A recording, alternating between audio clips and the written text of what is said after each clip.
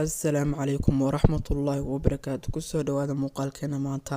Haddaba muuqaalkeena maanta waxaan ku arki doonaa muuqaalo qosol badan oo aan ku arkay TikTokta. Marka muuqaalada reaction ayaan ka bixin doonaa, midh ayaan wada daawan doonaa.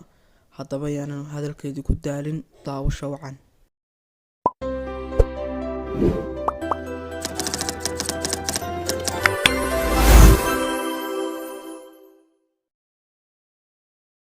imaqal aniga su'aal kasto aan ku weydiiyo waa in aad uga jawaabtaa si sax ah. waan ogolahay. magaca adiga magacayga waa dhaga yare. halkeed ku noosha adiga waalidiinteeda la noolahay. adiga waalidiintaada xaggee ku nool yihiin aniga ayay ila nool yihiin. idinka dhan xaggee ku nooshihiin xaafadeena lee ku noolnahay. war sheekadana ma ii dhineed waxaan ku weydiinaa gurigiina xaguu ku yaalaa dariskeena agtiisa ku yaalaa. marka guriga dariskiina xaguu ku yaalaa haddaan kuu sheego miyay aaminaysaa? haa maxaa waaba xeeqabe maxaa ku aaminaynin gurigeena agtiisa loo ku yaalaa. haddana gadaal maa noo celisay hey gurigiina xaguu ku yaalaa god ku dhacay adige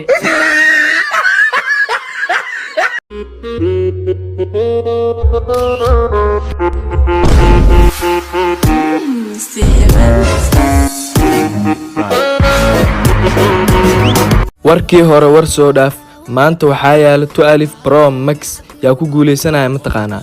waxaa soo qoraysaa hal comment, qofkii commentigiisa aan hal loof la saarin 12 Pro Max oo igu wallaahi asaas kale shaqo wacan nabaday.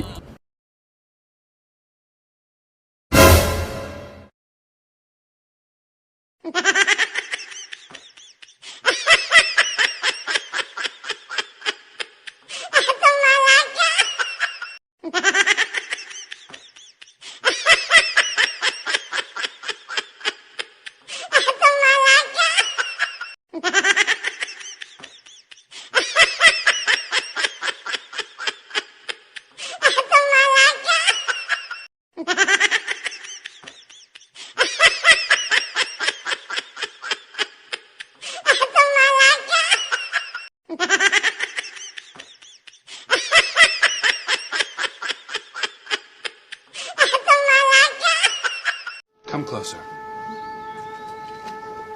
What is the sound of one hand clapping? I don't know. What is the sound of one?